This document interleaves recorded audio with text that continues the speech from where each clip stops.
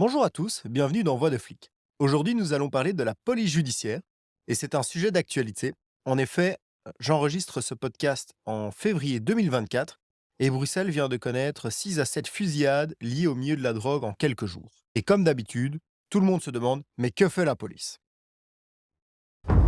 Avant de rentrer dans le vif du sujet, j'aimerais simplement souligner que la police n'est pas la solution ultime pour régler tous les problèmes liés au trafic de stupéfiants et à la violence liée aussi au trafic de stupéfiants, tout simplement parce que c'est un problème global qui doit être géré par l'ensemble de la société et pas uniquement par la police. Donc la réponse à la situation que Bruxelles connaît pour le moment n'est pas uniquement policière, elle est en partie policière bien entendu, mais pas uniquement policière. Une fois que ça c'est sorti, encore faut-il savoir quelle branche de la police va être impliquée lorsqu'on parle de trafic de stupéfiants et de fusillades, de meurtres, de tentatives d'enlèvement, etc. La branche de la police qui est responsable de traiter ces phénomènes s'appelle la police judiciaire. Mais la police judiciaire, c'est quoi? Eh bien, la police judiciaire, c'est la partie de la police qui est chargée de réaliser les enquêtes de moyenne ou longue haleine. Donc, s'il y a un fait qui se commet, un vol à l'étalage, la patrouille de police intervient, le suspect est sur place, on regarde les caméras, tout est acté dans le PV des intervenants, il n'y a pas d'enquête, il n'y a pas besoin de faire des réflexions de fou furieux pour comprendre ce qui s'est passé. Par contre, il y a tout un tas de situations qui arrivent qui nécessitent une enquête approfondie. On va prendre les plus célèbres, un meurtre, on peut prendre les plus creepy, un viol, des fusillades, du trafic de stupéfiants. Bref, tous les problèmes qui ne peuvent pas être résolus directement vont nécessiter une enquête et ces enquêtes sont menées par le département de la police judiciaire. La police judiciaire, elle est composée d'enquêteurs, donc ce sont des policiers qui, a priori, ne travaillent plus en uniforme, qui sont en horaire de bureau. On reviendra sur ce concept un peu plus tard. Et donc ces policiers en horaire de bureau, eux, le matin, ils arrivent et ils ont des dossiers à traiter. Prenons un cas classique, voilà, un meurtre. Eh ben, voilà, il y a eu un meurtre cette nuit. Le matin, un enquêteur arrive, il va prendre connaissance du dossier, s'il n'est pas remonté pendant la nuit pour aller sur place. Et oui, là, il va mettre en place toute une série de mesures pour essayer de trouver l'assassin. Ça peut être, un relevé des bornes téléphoniques, donc on va regarder les pylônes, téléphoniques et les GSM qui ont été activés. Enfin, il y a tout un tas de méthodes et d'enquêtes, qui sont disponibles pour l'enquêteur. Je ne vais pas rentrer dans les détails des méthodes d'enquête parce que c'est quelque chose qui est quand même relativement sensible. Je vais uniquement parler de ce qui est connu en source ouverte. Donc le rôle de la police judiciaire et des enquêteurs, c'est d'amener des suspects devant le tribunal afin qu'ils soient jugés pour les crimes qu'ils ont commis. Dans le trafic de stupéfiants, comme on peut le voir à Bruxelles, à l'heure d'aujourd'hui, l'approche, elle est surtout axée sur le vendeur, donc on ne criminalise pas l'acheteur, ou en tout cas très peu. Donc on va chercher à déterminer le vendeur, qui livre le vendeur, ce qu'on appelle un grossiste, et alors qui est le distributeur, donc c'est celui qui livre les grossistes. En général, ça c'est la personne qui a le contact avec l'étranger, donc ça arrive par, le port d'Anvers notamment. C'est réceptionné par une première personne qui va fournir des grossistes locaux. Les grossistes locaux vont fournir des points de deal et les dealers, donc vraiment la toute dernière échelle, du paysage, eux, ils vont vendre aux clients. L'enquêteur, pour contrer ça, qu'est-ce qu'il va faire? Bah, il va faire des observations du point de vente, voir qui vend. Il va essayer de voir quand le point de vente est réapprovisionné par le grossiste, donc il vient déposer la marchandise.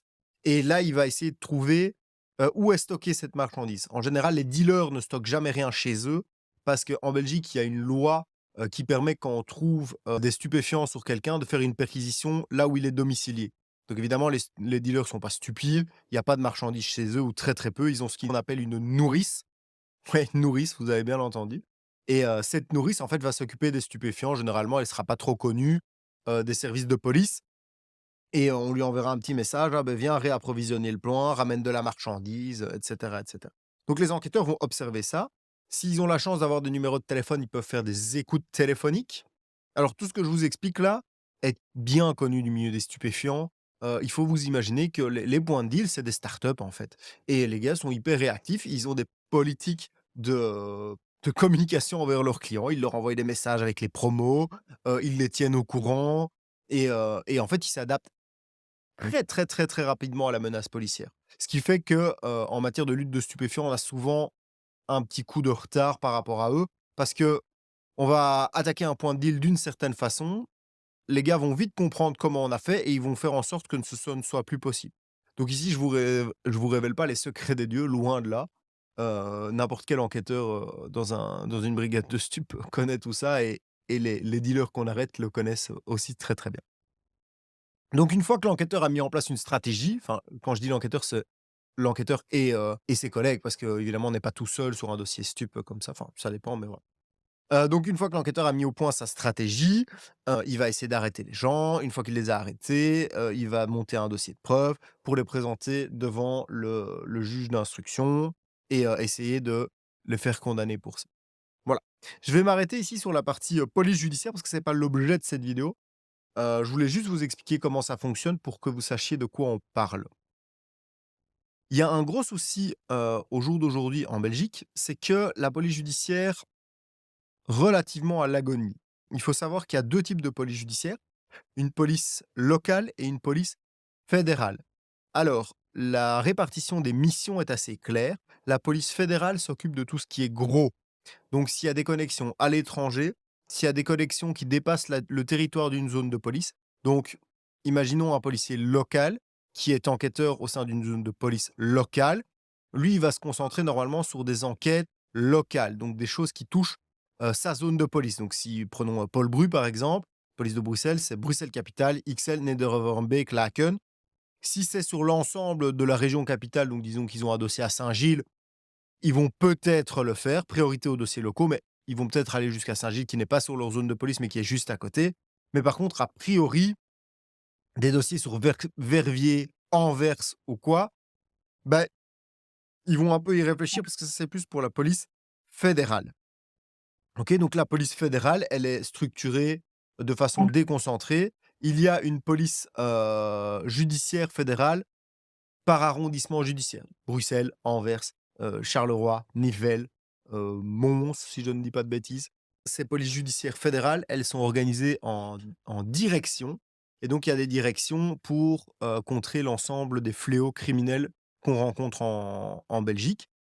Donc c'est-à-dire, bah, par exemple, prenons celle de Bruxelles que je connais le mieux, la direction 9, la DR9, elle fait tout ce qui est stupéfiant. La DR3, elle fait tout ce qui est antiterroriste.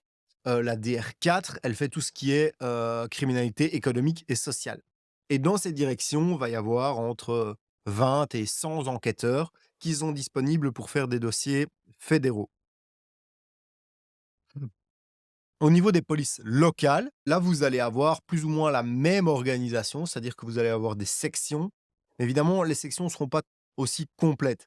Les polices locales n'ont pas les moyens de couvrir l'ensemble des phénomènes criminels et d'avoir des gens qui travaillent à temps plein sur chaque phénomène criminel.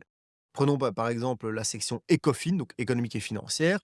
Vous allez pas avoir, 20, à 40 personnes qui vont travailler sur des dossiers économiques et financiers au sein d'une recherche enfin d'une police judiciaire locale. Le vrai problème de la police judiciaire à l'heure actuelle, c'est qu'elle n'intéresse pas grand monde. Au niveau fédéral, le pouvoir politique a désinvesti dans les polices judiciaires, fédérales. Donc ils ont un manque de moyens, alors que ce soit en termes d'effectifs, donc il y a pas d'argent pour, embaucher des enquêteurs, grosso modo. Le cadre actuel qui est basé sur des normes, KUL des années, je pense 70 ou 80 n'est évidemment plus du tout à l'ordre du jour. Donc qu'est-ce que c'est un cadre et des normes? C'est on va vous dire pour gérer le problème des stupéfiants à Bruxelles, il faut, 60 enquêteurs à la DR9, donc à la police judiciaire fédérale de Bruxelles. Donc, à l'époque, on estimait que 60 enquêteurs pouvaient faire le travail nécessaire au niveau de l'arrondissement de Bruxelles. Évidemment, c'était dans les années 80 qu'on a mis ces normes. La population a presque doublé, le trafic de stupéfiants s'est légèrement développé, on est à l'ère des réseaux sociaux, donc les méthodes d'enquête sont beaucoup plus techniques qu'à l'époque. À l'époque, dans les années 80, on faisait des observations dans des voitures. Aujourd'hui, on fait des écoutes téléphoniques, des piratages à distance, enfin c'est on n'est pas du tout dans le même type d'enquête. Et évidemment, les enquêtes d'aujourd'hui sont beaucoup plus gourmandes en personnel. Et donc, ces cadres qui datent des années 80 ne sont même pas remplis. Donc, on a d'un côté une explosion de la criminalité, une explosion de la densité de population et un cadre de personnel qui date des années 80 qui n'est même pas rempli. Donc vous voyez déjà un peu le problème, arriver et vient s'ajouter à ça un un manque vraiment criant de moyens. On va juste parler des véhicules. La police judiciaire fédérale, ils ont des véhicules avec les nouvelles avec les nouvelles normes, low emission, leurs voitures peuvent pas rentrer normalement dans Bruxelles, peuvent pas aller à Anvers, peuvent pas aller à Gand. Sinon la police, fédérale a des amendes.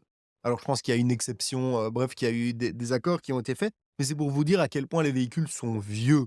Parfois, il y a pas de sirène, parce qu'elle fonctionne plus et que en fait, ça coûte trop cher à réparer donc bah, voilà et parfois, il y a même des gens qui font des transferts de détenus, ils tombent en panne. Vous imaginez la honte? Vous allez chercher un détenu à une prison, vous pour le ramener au commissariat, fédéral, pour pouvoir l'interroger et en plein milieu du truc, votre poubelle, elle tombe en panne.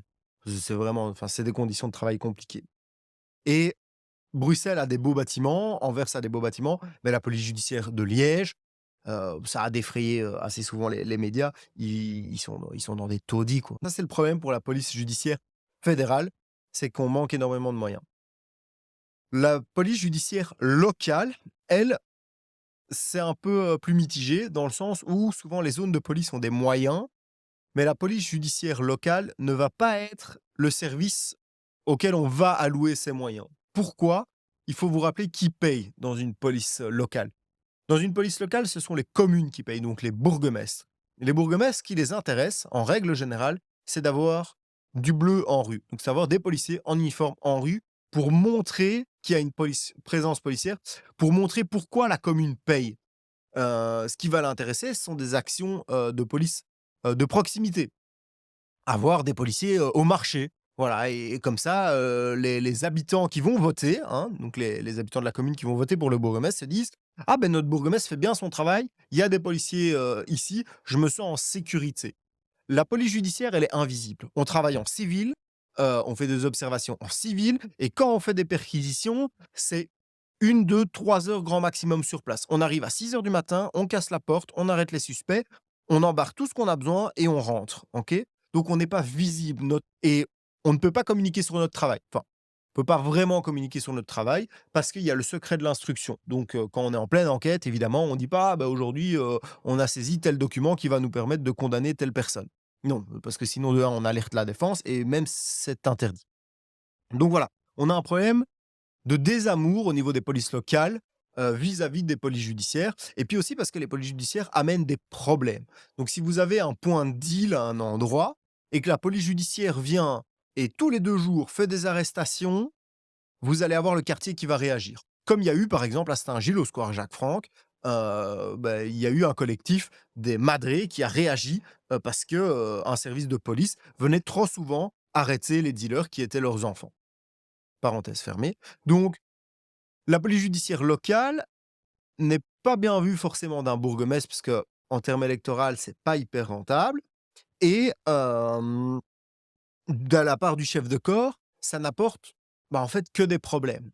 Ça en résout certains, mais ça résout des problèmes invisibles. Donc et pour terminer sur, la police judiciaire locale, les zones de police locales sont obligées d'assigner 10 de leur personnel au pilier judiciaire. Donc 10 des flics, en fait, d'une zone de police doivent être dans un pilier judiciaire, donc doivent être enquêteurs. Sauf que la loi qui prévoit ça ne définit pas ce qu'est un enquêteur.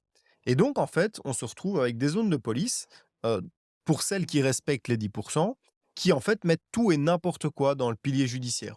On peut avoir, par exemple, le cas de la police de Bruxelles qui, a un service qui est excellent d'ailleurs, la BA, donc c'est la brigade anti-agression qui, en fait, est un service de gros bras qui se charge des interventions les plus chaudes de la zone. Que ce soit les grosses perquisitions, aller chercher des gars en manif, vraiment c'est un service, ce qu'on appelle GPI 81, un service, d'unité d'assistance spécialisée. C'est ça exactement le terme donc c'est des gros bras avec des cagoules, et des gros flingues, quoi. Ouais, je l'ai décrit peut-être mal, mais en tout cas retenez que c'est un service vraiment, vraiment de qualité et qui font un énorme boulot. Bref, ces gars-là ne font pas d'enquête. Ils sont sur le terrain 24 heures sur 24, 7 jours sur 7 et c'est très bien, hein, ce qu'ils font. Mais au sens de il faut 10 de votre personnel dans un service d'enquête, bah, évidemment, c'est une escroquerie de mettre ces gens là-dedans parce que c'est pas des enquêteurs, ils font pas d'écoute téléphonique. Ils font des observations, ceci dit, donc ils ont quand même un tout petit pôle d'enquête, mais c'est 10 de leur temps et on va avoir 80 ou 100 équivalents temps plein qui vont se retrouver dans le pôle judiciaire et qui vont prendre, en fait, de la place d'enquêteurs et donc en fait, on se retrouve au niveau des polices locales avec un manque de capacité d'enquête énorme parce qu'évidemment, les zones de police préfèrent diminuer le nombre d'enquêteurs parce que c'est pas quelque chose qui est important à leurs yeux. Après avoir parlé, du problème structurel, au niveau des zones de police et de la police, fédérale, il y a un autre gros problème, c'est le salaire des enquêteurs. Il faut savoir que, en 2018, le gouvernement MRNVA a voté la loi de simplification des primes de police. Et par simplification, le gouvernement entendait surtout suppression. Mais bon, en politique, tout est histoire de communication et je pense que simplification passait mieux que suppression. C'est soit. En fait, il faut simplement comprendre comment est payé un policier. Quand vous commencez le métier de policier, vous allez 99% du temps vous retrouver dans un service d'intervention. Donc vous travaillez en shift, en règle générale de 10 heures, sauf mosaïque en dehors de Bruxelles, ça je sais pas trop bien expliquer. Bref, une fois que vous êtes, dans ce principe de shift, vous faites des heures de nuit et de week-end et ce qui paye, très bien à la police, ce sont les heures de week-end. Grosso modo, retenez qu'après 5 ans, à l'intervention, vous allez avoir un salaire fixe, de plus ou moins 2 000-2 100 € et que, vos primes, au niveau des heures de week-end, en tout cas sur Bruxelles, ça va tourner aux alentours de 500-600 € par mois, grosso modo. Donc vous allez gagner 2 600-2 700 €. Après ça, vous pouvez avoir des primes, de langue et cetera, mais je ne vais pas rentrer dans les primes de langue. Donc vous gagnez 2 600 €, ça fait 5 ans que vous êtes à l'intervention et vous du coup, vous ne travaillez par contre que 3 à 4 jours semaine, hein. Vous venez pas 5 fois semaine parce que vous faites des chiffres de 10 heures. Et là, vous vous dites: «Bon, bah, il faudrait que je fasse quelque chose d'autre de ma carrière. Je suis chaud d'aller, à la recherche locale, donc à la police judiciaire». Et là, vous vous renseignez: «Ah, bah, si je vais à la police, judiciaire, qu'est-ce que je vais gagner?» Et ben, dans l'ancienne mouture, vous alliez à la police judiciaire, donc vous passiez des examens, vous étiez pris et donc votre condition de travail changeait. Vous veniez 5 jours semaine, mais vous ne prestiez que 7h36, donc des journées normales. Vous devez arriver entre 7 heures et 9 heures au commissariat, et vous partez après. C'est un peu différent si vous êtes dans une section stup, ou une section, par exemple, tout ce qui est, renseignements généraux. Là, vous faites plus des week-ends et des heures de nuit, mais l'idée est quand même la même, c'est que vous venez beaucoup plus souvent que quand vous n'étiez à l'intervention. Parce que vous travaillez moins d'heures à chaque fois. Et en fait, vous allez, faire beaucoup moins de week-end parce que c'est un travail du lundi au vendredi. Et donc, on vous donnait une prime de frais réels d'enquête, donc en fait la prime enquêteur, qui équivalait à 240 €. Donc, revenons à notre premier calcul, vous gagnez plus ou moins 2 100 €, on va dire 2 100 nets, co peu importe ce que vous fassiez, donc sans vos primes, liées aux heures que vous prestez et à ça, on ajoutait les 240 € de la prime d'enquêteur. Donc vous étiez à, 2 340 € à la grosse louche. C'est quand même un gros différentiel alors qu'avant vous étiez à 2 700 € les gros mois, vous étiez à 2008-2009 et là, vous vous retrouvez qu'à 2 340 € sans possibilité de faire des heures de week-end parce que les zones ne l'acceptent pas et la police fédérale, c'est encore pire, tout simplement parce qu'il faut vous les payer et donc ils préfèrent que vous veniez, travailler, bah, du lundi au vendredi, là où ça leur coûte moins cher. On peut les comprendre, hein.